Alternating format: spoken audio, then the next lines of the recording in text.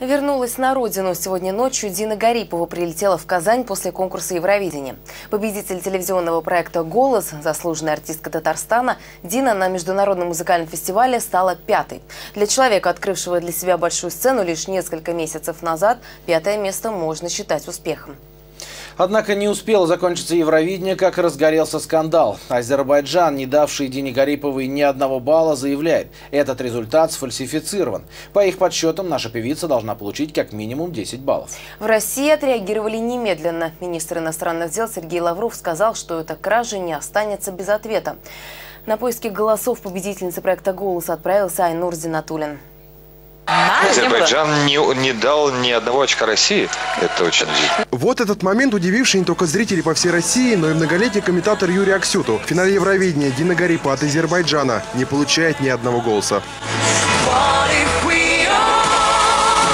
И снова новая сенсация. Общественное телевидение Азербайджана распространило информацию, что при подсчете голосов не были учтены голоса их телезрителей. Согласно данным, которые общественное телевидение Азербайджана получило от национальных мобильных операторов, российская исполнительница Дина Гарипова получила 2-е место. А это как минимум 10 баллов. Туманности этому вопросу придает и тот факт, что финальный подсчет голосов ведет именно Комитет Евровидения. Каким образом у десятки исчезла единица, еще предстоит разобраться. Сергей Лавров, министр иностранных дел России, уже поручил это сделать.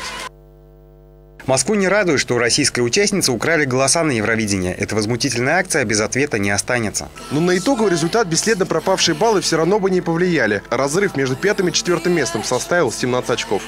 Победила Дания. Саму Дину, кажется, все эти интриги не интересуют. Сразу после приезда из Швеции в программе «Вечерний Ургант» она поделилась, что вне зависимости от результата она радуется тому, что ее песня уже покорила не только землю, но и небо. Мы из Копенгагена вылетали, и он сказал, что несмотря на то, что Дания победила, мы считаем российскую песню победителем, потому что она нам очень нравится, и поздравили, поблагодарили. Это было...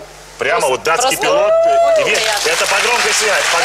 Чего вы, лягушки путешественницы? Прилетели. Таких лягушек бы побольше в Зеленодольске. Еще штук 5. По возвращению уже из Зеленодольска Дина заявила, что, несмотря ни на что, довольна результатом. И еще бы один раз поехала представлять Россию. Я вышла на сцену и просто чувствовала, что вот сейчас через экран, через этот большой монитор смотрит весь город, болеет, переживает. И мне очень хотелось сделать все как можно лучше, чтобы не разочаровать. Айнур Зинатуллин, столица.